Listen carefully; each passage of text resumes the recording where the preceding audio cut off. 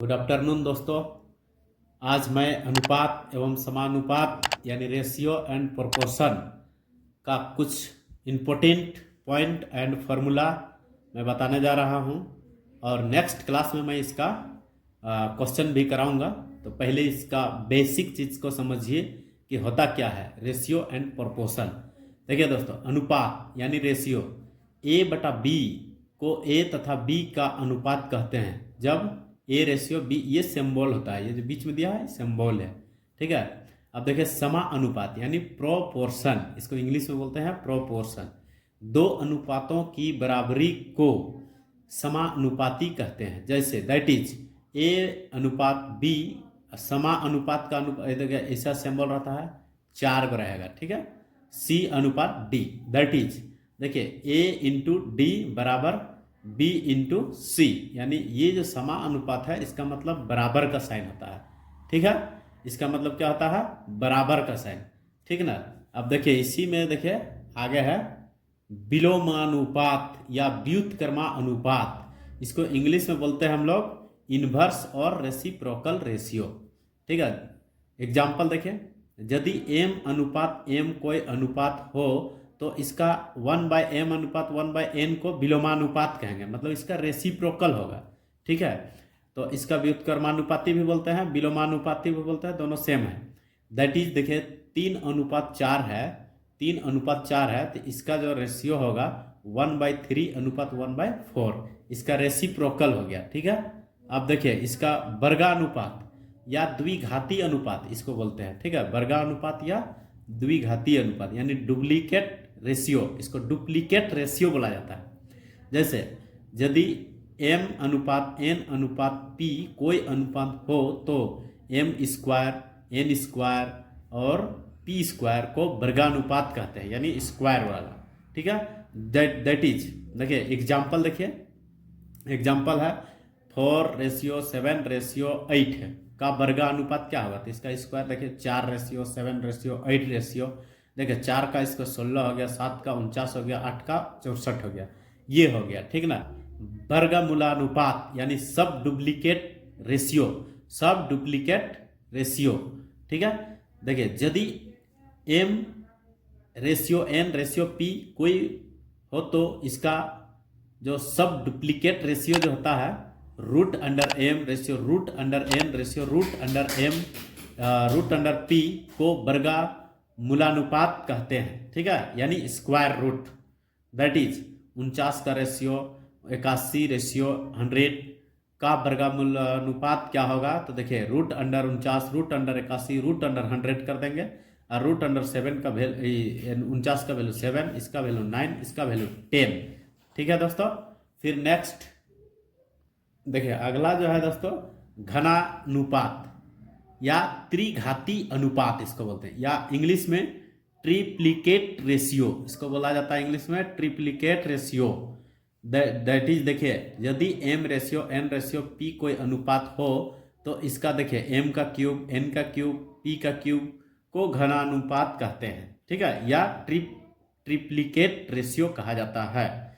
That is example देखिए 2:3:5 का triplicate यानी घनानुपात क्या होगा, तो 2 का क्यूब, 3 का क्यूब, 5 का क्यूब, यानी 2 का क्यूब 8 हो गया, 3 का क्यूब 27 हो गया, 5 का क्यूब 125 हो गया, ये हो गया, ठीक है। ये आप लोग समझ में आ गया। उसके बाद नेक्स्ट है देखिए घनमूलानुपात यानी सब ट्रिप्लिकेट रेशियो, सब ट्रिप्लिकेट रेशियो, ठीक है। यदि m ratio n ratio p कोई अनुपात हो तो देखिए cube root of m cube root ratio cube root of n ratio cube root of p को घनमूलानुपात कहते हैं। जब 8 का रेशियो 125 का रेशियो 216 का घनानुपात निकालना हो तो देखिए इसका जो सब ट्रिप्लिकेट रेशियो निकालेंगे तो क्या होगा, देखिए इसका cube root of 8 cube root of 125 cube root of 216, ठीक है, बैठा देंगे।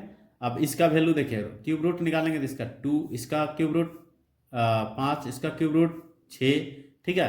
तो ये हो गया आप लोग का घनमूलानुपात यानी सब ट्रिप्लिकेट। अब नेक्स्ट है देखिए दोस्तों जटिल अनुपात। क्या है, जटिल अनुपात। कंपाउंड रेशियो, इसको इंग्लिश में बोलते हैं कंपाउंड रेशियो। देखिए, दो या दो से अधिक अनुपात के पूर्व पद तथा अंतिम पदों के गुणनफल के अनुपात को जटिल अनुपात कहते हैं। ठीक है, एग्जाम्पल से देखिए, आप लोग को बहुत अच्छा समझ में आ जाएगा। एग्जाम्पल देखिए, एग्जाम्पल है A ratio B comma M ratio N को एंड पी रेशियो क्यू को जटिल अनुपात में लिखिए तो क्या होगा। देखिए, इसका फर्स्ट वाला, इसका फर्स्ट वाला, इसका फर्स्ट वाला, ठीक है, यानी ए इंटू एम इंटू पी। देखिए, ए इंटू एम इंटू पी कर दिया। फिर रेशियो इसका लास्ट, इसका लास्ट एंड इसका लास्ट, यानी बी गुना एन गुना क्यू। ठीक है, इस तरह से हम लोग जटिल अनुपात को निकालते हैं। क्लियर है? जैसे एक एग्जाम्पल हम दिखा रहे हैं, 4:5 एंड इतना रेशियो इतना है। अगला है जटिल अनुपात यानी कंपाउंड रेशियो। दो या दो से अधिक अनुपात के पूर्व पद तथा अंतिम पद के गुणनफल के अनुपात को जटिल अनुपात कहते हैं। ठीक है, देखिए एग्जाम्पल है A ratio B comma M ratio N comma P ratio Q को जटिल अनुपात में लिखना है। तो कैसे लिखते हैं? देखिए, इसका फर्स्ट, इसका फर्स्ट, इसका फर्स्ट, तीनों का फर्स्ट को मल्टीप्लाई करना है, फिर अनुपात, इसका सेकेंड, इसका सेकेंड, इसका सेकेंड। देखिए, बी एन क्यू और इधर ए एम पी। ठीक है, इसको अनुपात में लिख दिए तो इसको बोलते हैं हम लोग जटिल अनुपात। देखिए, इसका एग्जाम्पल हम लोग एग्जाम्पल से क्लियर कर देते हैं। देखिए, 4:5 है, 7:9 है और 6:7 है को जटिल अनुपात में लिखना है। तो देखिए, लिखेंगे कैसे? 4 × 7, 7 × 6। देखिए, 4 × 7 × 6, फिर अनुपात देंगे 5 × 9, 9 × 7। देखिए, 5 × 9 × 7। ठीक है, इसको मल्टीप्लाई कीजिएगा तो आएगा 168, इसको मल्टीप्लाई किए तो आया 315। फिर इसको देखिए कॉमन निकलेगा, कॉमन निकाल देंगे, 3 से कट रहा था तो काट दिए, फिर जो आया वही आंसर। तो ये फाइनल आंसर हो गया ये कंपाउंड रेशियो का। ठीक है, यानी जटिल अनुपात का।